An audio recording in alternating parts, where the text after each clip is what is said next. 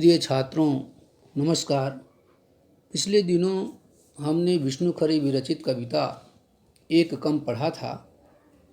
आज हम उनकी दूसरी कविता सत्य व्याख्या सहित पढ़ेंगे। इस कविता का सबसे पहले हम सार जान लेते हैं। इस कविता में कवि ने महाभारत के पौराणिक संदर्भों और पात्रों के द्वारा जीवन में सत्य की महत्ता को स्पष्ट करना चाहा है।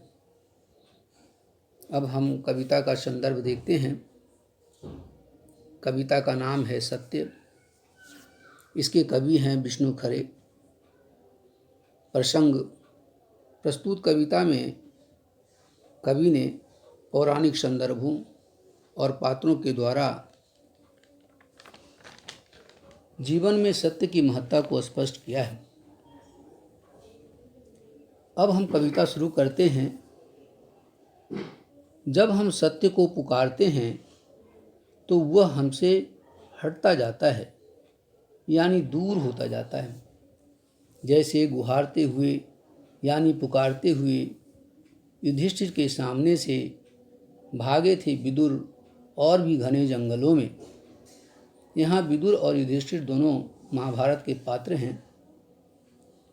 सत्य शायद जानना चाहता है कि उसके पीछे हम कितनी दूर तक भटक सकते हैं। कभी दिखता है सत्य और कभी ओझल हो जाता है, यानी गायब हो जाता है, और हम कहते हैं कि रह जाते हैं कि रुको, यह हम हैं। जैसे धर्मराज यानी युधिष्ठिर के बार बार दुहाई देने पर कि ठहरिए स्वामी विदुर, यह मैं हूँ, आपका सेवक कुंती नंदन यानी कुंती का पुत्र युधिष्ठिर। वे नहीं ठिठकते, वे नहीं रुकते। इस काव्यांश के भावार्थ को हम देख लेते हैं। यहाँ कवि कहता है कि सत्य केवल पुकारने से प्राप्त नहीं होता। इसे प्राप्त करने के लिए कठोर तपस्या करनी पड़ती है, उसके प्रति निष्ठावान होना पड़ता है। यहाँ विदुर सत्य का प्रतीक है और युधिष्ठिर सत्य के प्रति निष्ठावान व्यक्ति का। सत्य को पाने के लिए युधिष्ठिर विदुर को पुकार रहे हैं। विदुर जो सत्य का पालन करने वाले माने जाते हैं, जब पांडवों के साथ अन्याय हुआ तो उसका उन्होंने विरोध नहीं किया। तो यहाँ हम दो बातें देखते हैं। एक तो सत्य के पीछे भागना और दूसरा सत्य का पालन करने वाला व्यक्ति अगर असत्य और अन्याय का विरोध नहीं करता तो वह अपना मुंह छिपाते फिरता है, और यही विदुर का हाल था। वे सत्य का पालन करने वाले माने जाते थे, परंतु पांडवों के साथ वे अन्याय होते हुए अन्याय का विरोध नहीं किया। और जब युधिष्ठिर उनसे मिलने जाते हैं तो वे उनसे मुँह छिपाकर जंगल में भाग जाते हैं। इस प्रकार सत्य कभी दिखाई देता है और कभी हमारी आँखों से ओझल हो जाता है, दूर चला जाता है। युधिष्ठिर भी सत्यवादी माने जाते थे। वे धर्म का पालन करने वाले धर्मराज कहलाते थे, परंतु उनके बार बार पुकारने पर भी विदुर रुकते नहीं हैं और जंगलों में जाकर छुप जाते हैं।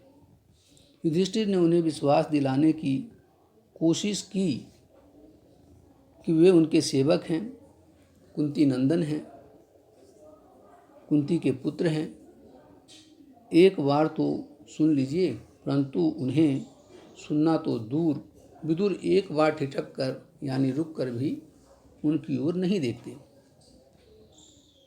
कभी यह समझाने की कोशिश की है कि सत्य कभी दिखता नहीं है। जब हम उसके पीछे भागते हैं तो वह हमारी आंखों से ओझल होकर हमारी परीक्षा लेना चाहता है। अब हम अगले काव्यांश को देखते हैं। यदि हम किसी तरह युधिष्ठिर जैसा संकल्प पा जाते हैं तो एक दिन पता नहीं क्या सोचकर रुक ही जाता है सत्य, लेकिन पलटकर सिर्फ खड़ा ही रहता है। वह दृढ़ निश्चयी अपनी कहीं और दृष्टि से हमारी आंखों में देखता हुआ अंतिम बार देखता सा लगता है वह हमें, और उसमें से उसी का हल्का सा प्रकाश जैसा आकार समा जाता है हम में। यहाँ कवि कह रहे हैं कि अगर हम किसी तरह से अपने आप को दृढ़ संकल्पी बनाकर हम उसके सामने खड़े भी हो जाते हैं तो हम उसे पहचान सकें, ऐसी दृष्टि हमें अपने भीतर लाना है। और यह हमें अपने आत्मा की दृष्टि से ही प्राप्त होगी। अपनी आत्मा को हमें इतना काबिल बनाना है कि हम सच को देख सकें। और जब कभी सत्य इतना कठिनाई से प्राप्त होता है तो ज़रूरी है कि हम उसे पहचान सकें। जब हमारी आँखों में देखता है तो हम उसे अपनी आँखों में समा लेने की क्षमता रखें, क्योंकि सच कड़वा होता है, बहुत कठोर होता है। सत्य को अगर हम जानते हैं तो उसे आत्मसात करने की हम में हिम्मत भी होनी चाहिए। अगले काव्यांश में कवि कहते हैं, जैसे शमी वृक्ष के तने से टिककर न पहचानने में पहचानते हुए विदुर ने धर्मराज को निर्निमेष यानी अपलक देखा था अंतिम बार। यहाँ शमी वृक्ष से टिककर अनजान बनकर उन्हें अपलक देखते रहे थे, और यह अंतिम बार था, आखिरी बार, क्योंकि इसके बाद उन्होंने प्राण त्याग दिए थे और उनका तेज युधिष्ठिर में मिल गया था, क्योंकि वे उनको पहचान गए थे और उनमें से उनका आलोक यानी प्रकाश धीरे धीरे बढ़कर मिल गया था युधिष्ठिर में। सिर झुकाए निराश लौटते हैं हम कि सत्य अंत तक हमसे कुछ बोला। यहाँ कवि कहते हैं कि युधिष्ठिर के भीतर वे समा गए थे, क्योंकि विदुर उन्हें पहचान गए थे। लेकिन अगर हम पहचान नहीं पाएंगे तो हमें निराशा हाथ लगेगी, क्योंकि सत्य बोलता नहीं है। सत्य को पहचानना आना चाहिए और आत्मा ही इसको पहचान सकती है। हमें अपनी अंतरात्मा को जगाना है उसे पहचानने के लिए, और अगर वह हमारे सामने आ जाता है तो हाँ, हमने उसके आकार से निकलता हुआ वह प्रकाश पुंज देखा था, हम तक आता हुआ वह उसमें किसी विलीन हुआ या हम में से होता हुआ आगे बढ़ गया। अगर हम उसे पहचान लेते हैं तो वह हम में समा जाता है, सत्य की रोशनी हमें आ जाती है, हमें सच की पहचान हो जाती है, हमारा ज्ञान चक्षु खुल जाता है। अगर हम उसे पहचान नहीं पाते तो वह हमसे